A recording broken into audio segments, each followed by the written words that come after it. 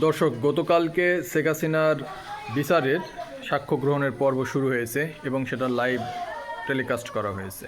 আমরা দেখলাম যে শেখ হাসিনার বিচারের যে লাইভ টেলিকাস্ট, সেখানে অনেক ব্যাপারে যারা উপস্থিত ছিলেন, প্রসিকিউটর সহ যারা আদালত প্রাঙ্গণে ট্রাইব্যুনালে, অনেকেই ঘটনা শুনে মর্মাহত হয়েছেন, কেঁদেছেন। শেখ হাসিনার আসলে যে অপরাধগুলো করেছেন তার শাসনামলে বহু মানুষকে গুম, খুন, হত্যা বিভিন্নভাবে, শুধু তাই নয়, আন্দোলনের সময় যে কাজগুলো করেছেন, তিনি নির্দ্বিধায় মানুষকে গুলি করার অর্ডার দিয়েছেন, মেরেছেন, এবং সব দায় তাকেই বহন করতে হবে। কারণ তিনি প্রধানমন্ত্রী, তিনি তার নির্দেশই সব হয়। সবসময় তো তিনি বলতেন প্রধানমন্ত্রীর নির্দেশ ছাড়া কোনো কিছুই হয় না, তাহলে সব দায়ও তার। বাংলাদেশের যে আন্দোলনটি হয়েছে, আজ আপনারা জানেন, গত এক বছর আগে যে জুলাই অভ্যুত্থান, আসলে ছাত্র জনতা সকল শ্রেণীর মানুষ এই আন্দোলনে শরিক হয়েছিল। এমন আন্দোলন অনেকে কল্পনা করছিল না, অনেকে হতাশায় বিকারগ্রস্ত হয়েছিল। জামাত, বিএনপি দীর্ঘদিন ধরে আন্দোলন করছিল।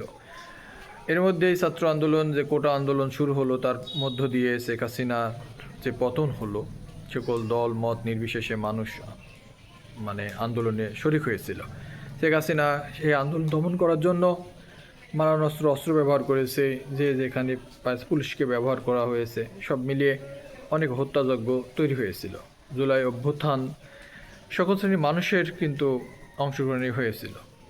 অনেকে বিভিন্নভাবে ক্রেডিট নেওয়ার চেষ্টা করে, কিন্তু সব সময় সত্য নিজ চোখে আমরা দেখেছি। আমরা সে সময় সব খবর রেখেছি যে এই আন্দোলনে সকল শ্রেণীর মানুষই কিন্তু অংশগ্রহণ করেছিল। কথা হচ্ছে, শেখ হাসিনার এই বিচারের মধ্য দিয়ে শুরু হচ্ছে, যেহেতু কাল সাক্ষ্য গ্রহণের পর্ব শুরু হয়েছে। এখন দেখা যাক আমরা কী ধরনের রায় দেখতে পাই। আসলে অনেকগুলো মামলা তার বিরুদ্ধে করা হয়েছে। শেখ হাসিনা কি সত্যি সত্যি তাহলে কি ফাঁসির দড়িতে ঝুলতে যাচ্ছে? অনেকেই হবে, অনেকে মনে করেন যে হ্যাঁ, শেখ হাসিনার ফাঁসি হবেই। এখন সময় বলে দেবে। বাংলাদেশে খুব আশ্চর্য লাগে, কিছুদিন আগে 14, 15, 16 সালে আপনারা জানেন যে জামাতের অনেক নেতাকে ফাঁসি দেওয়া হয়েছিল। তাদের বিরুদ্ধে অভিযোগ ছিল এই মানবতা বিরোধী অভিযোগ। কাকতালীয়ভাবে, নাটকীয়ভাবে সময়ের পরিবর্তনে সেই একই অভিযোগে অভিযুক্ত হয়েছেন আওয়ামী লীগের নেতারা, এবং তাদের বিরুদ্ধেও মানবতা বিরোধী অপরাধের অভিযুক্ত। এখন মামলা চলছে, সাক্ষ্য গ্রহণ। তো আগামী দিনে এই মামলার কত দূর যাবে, কী ধরনের রায় আসবে, সেটা সময়ের ব্যাপার। ততক্ষণ পর্যন্ত আমাদের সাথে থাকবেন ইনশাল্লাহ। দেখা হবে নতুন ভিডিওতে। আর যারা চ্যানেলে নতুন এসেছেন, লাইক, কমেন্ট, শেয়ার করবেন।